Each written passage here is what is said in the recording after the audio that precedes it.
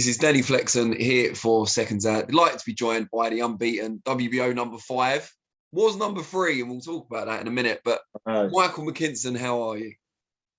I'm good. How are you? I'm very good, thank you. It was going to be March in LA. It's now August the 6th in Texas, but the players are still the same. It's you against fellow unbeaten Vergil Ortiz Jr. Huge fight. How, first of all, because it's been a while now, how happy were you that it got rescheduled after he pulled out the first time round with illness?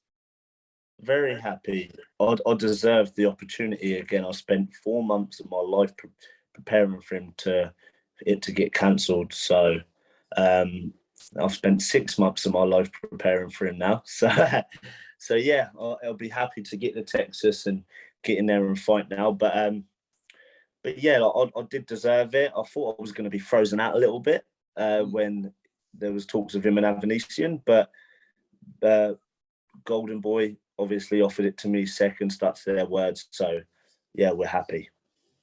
What was it like the week of the originally scheduled fight when you found out it was off and then you were scrabbling around? Alex Martin came in, but he wasn't the first choice, I believe. You had a few that didn't want to fight you.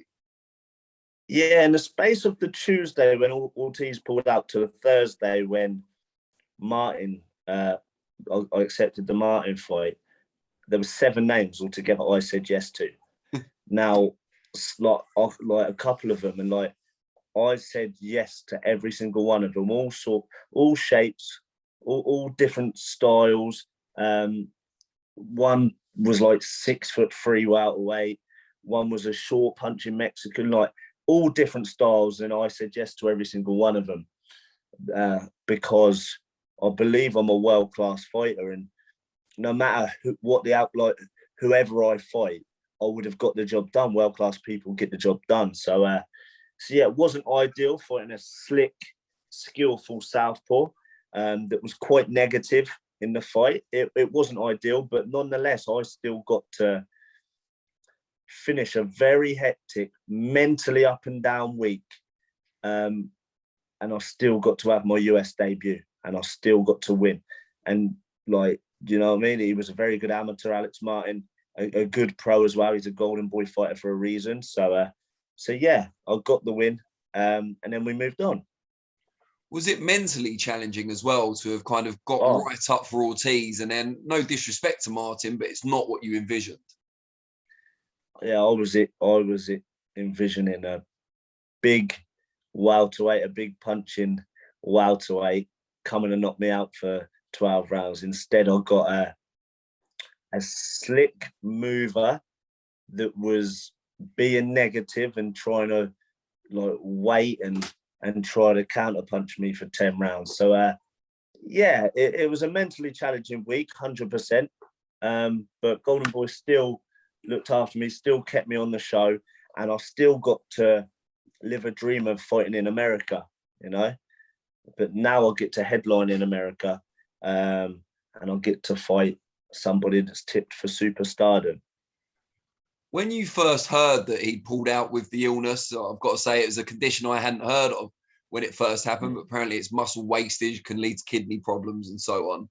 Were you skeptical initially?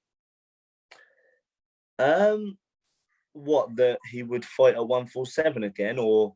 Well, both. It was a legit injury that was a legit illness, and that he would stay at the weight. Well, I've never seen proof, but rhabdomyosis is what it was, and I spoke to my physio at the time. Yeah, and he if it is true, it's quite damaging on the body, you know. So he would have had to recover quite well from it and stuff like that. So the fact that he is fighting at 147 again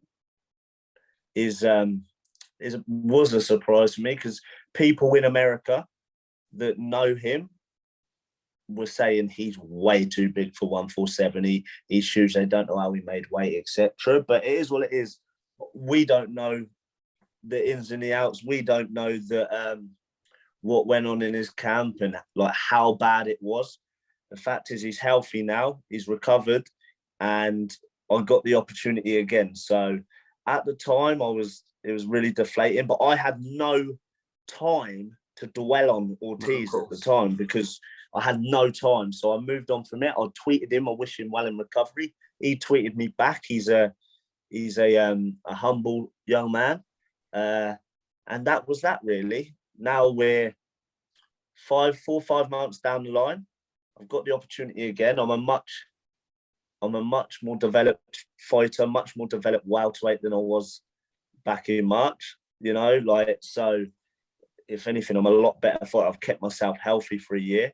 By the time August, well, since he's last fought, August, I want to say, I fought the same night as him last August. That was the last time. I think it's the first week. It's like August the 8th, something like that, because I was looking earlier.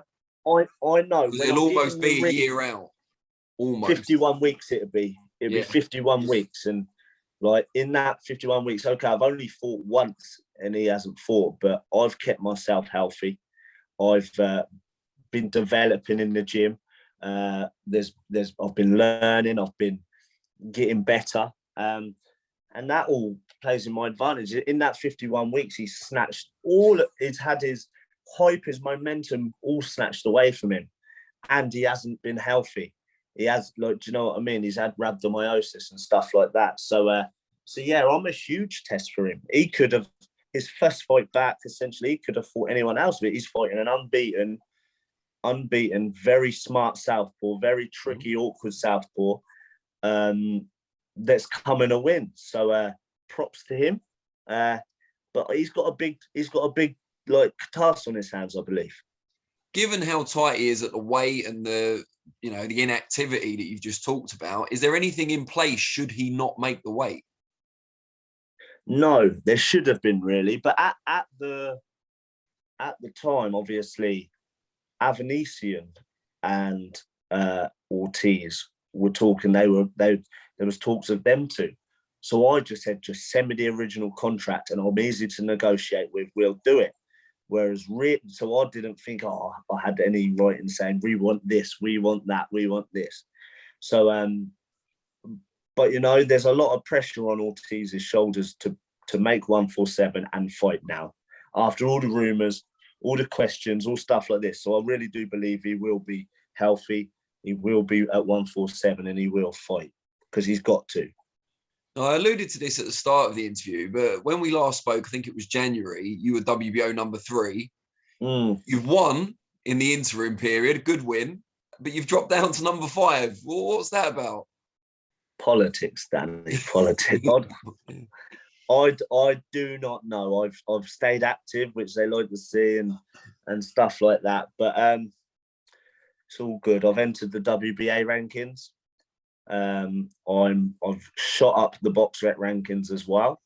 So I'm still in a good position. I'm ranked by 2 of the main 4 governing bodies, and I'm high on BoxRec. And after this fight, I'm gonna be. You'll be WBO number 1 anyway, yeah. Should be, yeah. And is he WBC number 1 as well? I think so, yeah. Yeah. So I'm gonna be the man. Beat Ortiz, and I'm the man. So, yeah, so if you beat Ortiz, you're right, you will be the man, number 1 contender for 2 bodies. The champions of those bodies, of course, are Errol Spence for the WBC. He holds 2 other belts as well. And Terence Crawford for the WBO. They're in talks quite far down the line, reportedly, to clash in the autumn. If that happens, who will you be facing ultimately for your title? Who's going to win that fight? I don't know. I would back Crawford. I think if I was to rank them, I'd rank Crawford ahead of Spence. But I would be one of them that just sits on the fence. Like, I think they're both unbelievable talents. I think they're both superstars. And like, if I had to bet, I would bet for Crawford. Freeweight world champion, exceptional talent. Like, I would probably back him. Okay, interesting. There's something else I wanted to talk to you about. You tweeted about it earlier this week. I think I responded as well. You did an interview. I'm not going to name the other outlet because I don't want it to look like I'm trying to score points, but you did an interview with a different outlet. You talked about your fight, but they led with a headline and put out a snippet on social media relating to the potential fight between Conor Benn and Chris Eubank Jr. Now, I'm not whiter than white on this. It's not like I've never interviewed someone and used them talking about a different fight as the headline, so I can't claim innocence on this. But just explain to us why this particular occasion got your go and you weren't happy with it. Yeah, I completely understand. I can't really do an interview without Ben's name being mentioned, and that's completely understandable. And especially now that the hot topic is Ben and Eubank, like that's fair enough. But I've got the biggest fight of my life in, at the time, 2 weeks' time. I'm fighting Vergil Ortiz, who's, do you know what I mean? He's like tipped for superstardom. This is huge. And they want to ask me for an interview. This is my, like, I'm very busy at the moment, like with preparation. So I gave them the interview and we had like a real good interview. Like, and then at the end, they asked me a little bit about Ben and Eubank. Okay, cool. And then they used that as the snippet and that as the caption, which is, I think that was quite disrespectful, and stuff like everything's all squashed now. And I tweeted, I like everything's all sorted, but I tweeted at the time, and I've got a lot of response from that tweet. A lot of boxing people saying fair play, Mike, for tweeting that and giving me respect and stuff. A lot of people clicked on it. I'll just speak my mind. Like, I didn't think it was fair. You know, if I didn't have anything big coming up, yeah, use that all you like. But they asked me for the interview because I'm fighting Vergil Ortiz, so let's just stick to that. Like the Ben and Eubank thing's great. Like, that's great, but what's that got to do with me right now? So why would you use that in my interview? You know? Yeah. I mean, I see what you're saying. I think it's a difficult one for us kind of content creators because we want to get the most views possible, not just for ourselves. Obviously, it's mainly for ourselves, but also for the fighter, because if we don't do a great headline, no one's going to watch the video at all. But the flip side of that is, if you've got your big fight coming up so soon, 2 weeks. That should be the focal point. 2 weeks. And like, I haven't had a huge amount of media for this cab, but I haven't mind. Do you know what I mean? Like, because I can focus on the preparations and stuff like that. But, you know, like the little media I do give and stuff like that, at least don't, like, it's 2 weeks out from my fight, you know. So yeah, but it depends. What are you going to caption this, Danny? Yeah, well, it's not going to be about Conor Ben Eubank because I haven't asked you about it. So that's all good. No, but it's all good. It's all squashed. Like, there's no beef in it. There's, like, do you know what I mean? They understood where I was coming from, and that was that. So I was, bear in mind, we're in the last few weeks of my fight. I'm starting to get a little bit grouchy. Anyway, weight cut. I've got loads happening, and then that happened, you know. But it's all good. It's all good. I'm happy. I don't want to be that guy that's, that Michael McKinson, he's slagging everyone off over Twitter. I think it was a valid point. I mean, when I looked at it, I kind of thought, yeah, I've done that before. Not with you, but I have done it. And then I thought, it kind of made me think, which I suppose is a good thing. You know, it made me think about how I'll handle similar stuff in the future.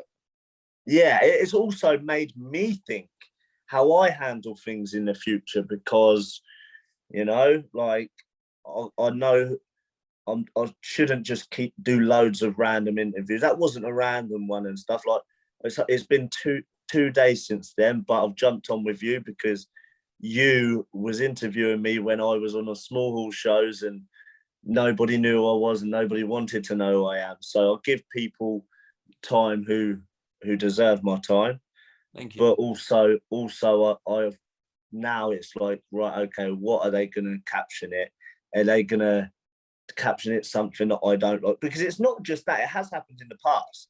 It's like, there's a lot of clickbait and stuff like that I haven't liked. But I just thought, 2 weeks out from my fight, I didn't think it was fair, so I spoke up. And that's that. Like, it's all good. It's all good. One thing I can almost guarantee, certainly on this channel and probably on the others, if you win on August the 6th, I don't think you'll ever have your headline be about anyone else again. I think that'll be it then. Yeah, I know. I feel like I will get that credit and the respect that I deserve. Like, I'm the man. I beat Ortiz, and I'm the man. Like, I call the shots and stuff like that. And obviously, I've come from very humble beginnings to be where I am. So it's going to be a lot more sweet. My rise is sweeter than anyone else's, I believe. So yeah, I'm looking forward to it. I'll fly. I don't know when this is going to go out, but I'll fly on Wednesday. Once I'm there, this will be out tomorrow, so Tuesday. So it'll be a day after this comes out. Yeah, cool. So all good. Get me on that plane. Get me to Texas, and I'm looking forward to it. Great stuff, mate. Really, really appreciate your time. Tell everyone watching, follow you on your socials at Mikey the Problem. Is that on all the things? Yeah, Mikey the Problem on Instagram and Twitter. Yeah, follow the journey if you ain't followed already, because I'm just about to become a superstar. I was going to say, you're about to go big time. Yeah. You still got to do interviews with me, though, yeah? There's no, like, can't pretend you don't know me when you're famous. No, there's a select number that I will always do interviews with, because nobody had to do interviews with me a few years ago. I was just a number in the boxing world that was trying to make noise. And all of a sudden, my rise over the last 18 months has been big. And now I'm a lot more well known. So what do you think has been the key to that, just before we round off? What do you think has been the key to that acceleration over the last 18 months? Just getting my break, really, because I always knew I was a tricky customer for anyone. I was really avoided, and I was okay. I was headlining small hall shows for a while. But when you're headlining small hall shows for this amount against decent and hard opponents, but for no publicity, for not a lot of money, I always thought that I deserved to be a TV fighter, because I was beating these guys easy. And at the time, there was 3 on at my weight on the big platform back then, and it was Ben, Josh Kelly, and Congo. Now, I've called them out in the past beforehand, and I thought it was when I fought Martin Harkin, and I was like, it was the interview on side of the ring, and I called out Congo because I thought, out of the 3, Congo would fight me. The other 2 don't need me. So, and I got the Congo fight. That's all I needed, because I knew I'd beat Congo 100%. I'd sparred him in the past. I knew I'd beat him. And not only did I beat him, I got a TV deal out of it. So my life changed. So all I needed, I was just waiting for that one break. It took long enough to come, and I got that fight, and I took it with both hands. Bear in mind, that fight that changed things for me, the Chris Congo fight, I took on 6 weeks' notice, which ain't a lot. And it was off the back of having COVID. so that's all. But if I didn't take that fight, I probably wouldn't have got the opportunity again. So I took it, it paid off, and look where I am now 18 months later, headlining against Vergil Ortiz in America on a Golden Boy show. So good things come to those who wait, as they say. Great stuff. Mate, I wish you the very best of luck for what's left of there's not anything left of the camp. I wish you luck on your flight, safe flight. Yeah, that's it. Sparring's all done. The hard work's all done. Now we just travel. Not a mark on you. Not a mark on me. Not a mark on me. If you look like that on August the 7th, you'll have won. I don't think there's any doubt. Yeah, that's it. That's it. But it's all exciting. Just get me there now. Fight mode now. Focus is there. And I'm happy and I'm excited. Great stuff. Mate, really appreciate your time as always. Looking forward to watching the fight, and yeah, very best of luck. Yeah, appreciate that, Danny. Thank you. Cheers, mate. Take care.